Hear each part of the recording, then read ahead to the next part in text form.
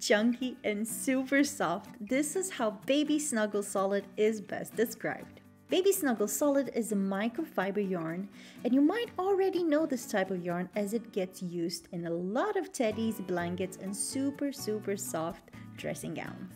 The velour-like surface is what makes the yarn so incredibly soft that it's hard to keep your fingers off of it.